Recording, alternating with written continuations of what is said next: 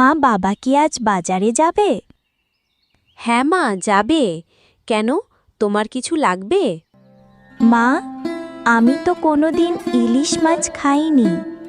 সবাই বলে ইলিশ মাছ নাকি খুব মজা। তুমি বাবাকে বলো না মা, ইলিশ মাছ কিনে আনতে। আচ্ছা মা, বলছি।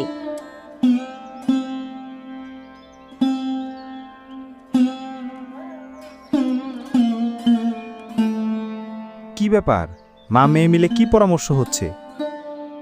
তেমন কিছু না বাবা, সব সময় তো শুধু পাঙ্গাস মাছ আর বিকেট মাছ কিনে আনো। শুনেছি ইলিশ মাছ খেতে অনেক মজা। আমার জন্য আজকে কিনে আনবা বাবা?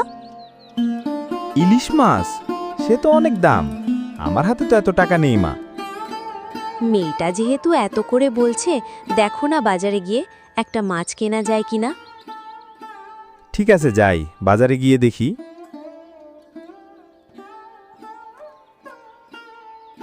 শোনো, তুলি কিন্তু খুব আশা করে আছে। ভালোভাবে চেষ্টা করে দেখো, ছোট হলেও একটা নিয়ে এসো। তোমার কাছে কি মনে হয় আমার ইচ্ছা হয় না মেয়েটা স্বাদ আহ্লাদ পূর্ণ করতে? এই বলে রশিদ মিয়া বাজারের উদ্দেশ্যে বেরিয়ে পড়ল।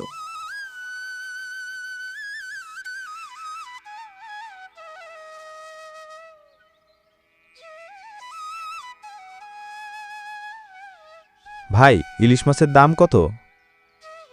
পদ্মার সেরা ইলিশ ভাই, মাত্র ১৫০০ টাকা কেজি।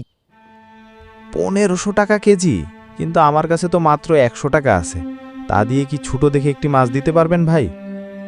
আমার কাছে তো আধা কেজির নিচে কোনো মাছ নেই, আর ১০০ টাকা দিয়ে তো ২ টুকরা মাছও পাওয়া যাবে না। ভাই, তাহলে আমাকে ২ টুকরা মাছই দেন। আরে ধুরু মিয়া, ইলিশ মাছ কি কেউ কেটে বিক্রি করে নাকি? আমি তো শুধু কথার কথা বললাম। আপনি বরং পাঙ্গাস মাছ কিনে বাসায় নিয়ে যান। ইলিশ মাছ কিনতে না পেরে নিরুপায় হয়ে রশিদ মিয়া বাড়ির দিকে রওনা হলো। বাবা, একটু সাহায্য করবে? ২ দিন যাবৎ তেমন কিছুই খাই নাই, খুব ক্ষুধা লেগেছে।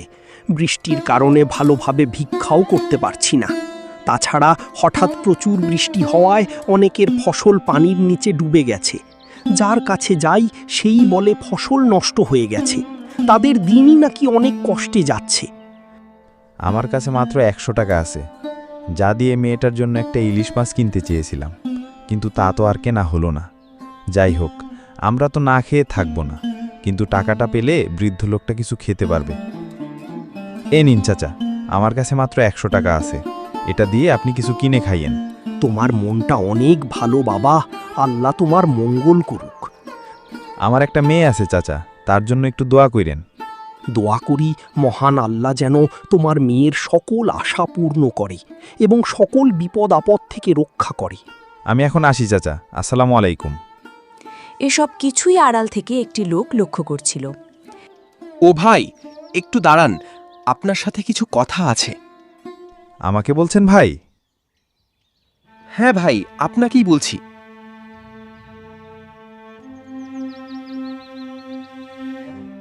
কিছু যদি মনে না করেন, তাহলে আপনাকে আমি একটি ইলিশ মাছ উপহার দিতে চাই। না ভাই, আপনি আশা করে কিনেছেন, আপনিই নিয়ে যান। আমি ২টা বড় মাছ কিনেছি, এখান থেকে একটা আপনি নেন, আরেকটা আমি বাসায় নিয়ে যাব। তা হয় না ভাই। কেন হয় না ভাই? আপনি তো কারো কাছে হাত পাতেন নাই। আমি আপনার উদারতা দেখে মুগ্ধ হয়েছি।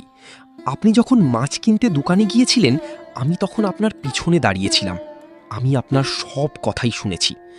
গরিব হওয়া সত্ত্বেও আপনি অসহায়কে সাহায্য করেন। আপনার মতন আমারও একটি মেয়ে আছে, তাই আমি বুঝি সন্তানের স্বাদ আহ্লাদ পূর্ণ করতে না পারলে বাবা মার কতটা কষ্ট হয়। তাই দয়া করে আমার উপহারটা ফিরিয়ে দেবেন না। এসব কথা শুনে রশিদ মিয়া লোকটিকে আর ফিরাতে পারলেন না, তাই লোকটির দেওয়া ইলিশ মাছটি নিয়ে বাড়িতে গেল।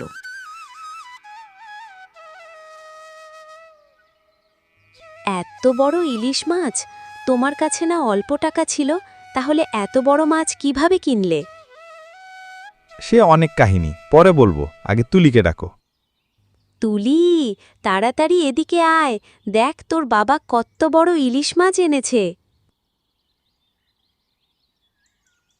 ও বাবা, এত বড় ইলিশ মাছ! আমার যে কি খুশি লাগছে। আর দেরি না করে জলদি করে মাছটা কেটে ফেলো। আজ ইলিশ মাছ দিয়ে সবাই খুব মজা করে ভাত খাবো। এরপর পারুল মাছটা কেটে রান্না করতে শুরু করল।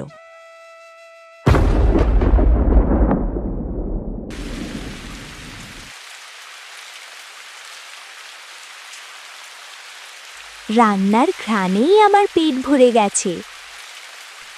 এমনিতেই তো তোর মায়ের হাতের রান্না যেই সুস্বাদু, তার উপর আবার ইলিশ মাছ, সুঘ্রান্ত বের হবেই। এরপর সবাই একসাথে খেতে বসল। সত্যি বাবা, ইলিশ মাছ খুব সুস্বাদু। সুস্বাদু তো হবেই, বাংলাদেশের পদ্মার ইলিশ বলে কথা।